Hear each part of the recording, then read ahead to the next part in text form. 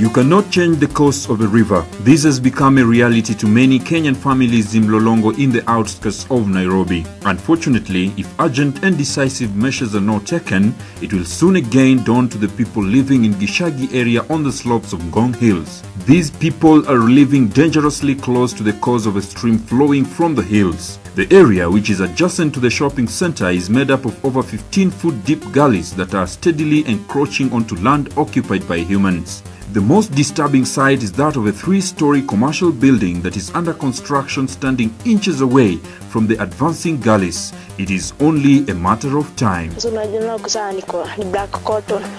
Sasa venye amejenga manyumba za magorofa. Najua black cotton inakuanga na mashida, kukikauka inaanza katika. Ukinyesha sana inaanza kupasuka. Sasa watu wana affectiwa sababu ya mashamba kama hapa. Sasa ukipanda boga, mvua ikinyesha sana inakuja inapasuka. Hizo chakula zote zinafunikwa. The black cotton soil that quickly absorbs moisture and cracks on drying could be blamed. But what of the engineers and the land developers who, despite the shaky ground, go on and put up housing units endangering human lives? What of the regulatory authorities like the National Environmental Management Authority? Ni mingi, maana samani ilikuwa hapa ikafunikwa. Ilikuwa hapa ikafunikwa. Ikakuja hapa hivi ikafunikwa, sasa ikarudi tena huko. Hiyo ni hali ya mvua. Rapidly changing weather patterns that may result in drying up of rivers for very long periods of time does not give land-hungry individuals a go-ahead to occupy or sell them to unsuspecting buyers for habitation. Nature never forgets.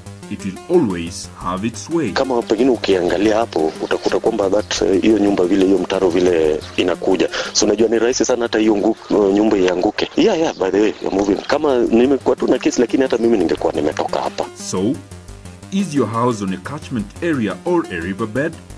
It is time to take action before nature acts on you. Today, most people do not appreciate the reality of climate change and its effects.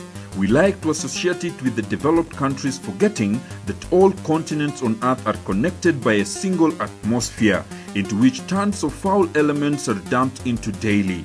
However, we all experience its effects on daily basis, as it is revealed by a section of the locals of Ngong area. Miti imeota moto, yani ikakuwa kuni. Tunajua tukiona vile mawingu inaendelea. Maana kama sasa wakati huu tunaona ni wakati ya baridi na hakuna mvua. Kuna wengi walikuwa na ng'ombe mingi, sasa imepungua. Hata manyumba imeleta kupungua mahali ya kuchunga. Maana wakati huo hakukuwa hii manyumba, kulikuwa mahali ya kuchunga tu. Sasa hii manyumba tena pia imepungua mahali ya kuchunga. Nifuge kama kidogo. Natumianga kuni. Sasa naona kama sasa kumenyesha huwezi pata kuni, labda tumie makaa na ni bei ngumu. Sasa najua watu wanatakanga pesa. Sasa wanakuja na kata kama miti. Sasa unaona ukienda huko mlimani unakuta miti zimekatwa. Sasa unajua sasa hiyo mti venye ilikuwa inashikilia soil.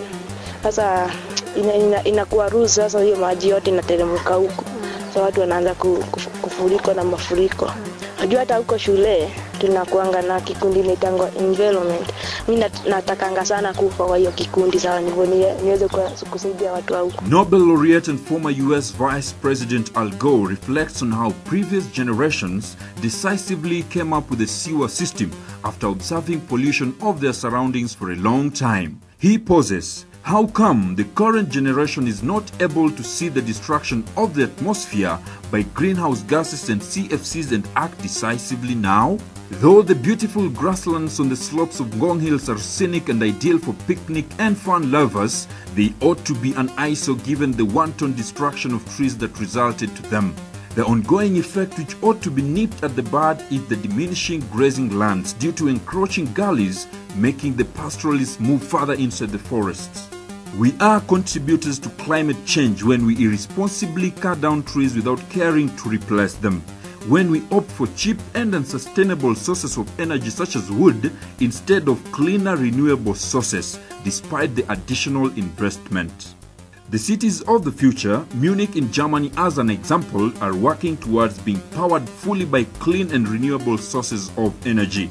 The city of Nairobi ought to join this league, as well as all the cities of the world. This journey kick-started by Kenyan by putting up 6 windmills that supply power to about 6,000 homes ought to be encouraged and emulated.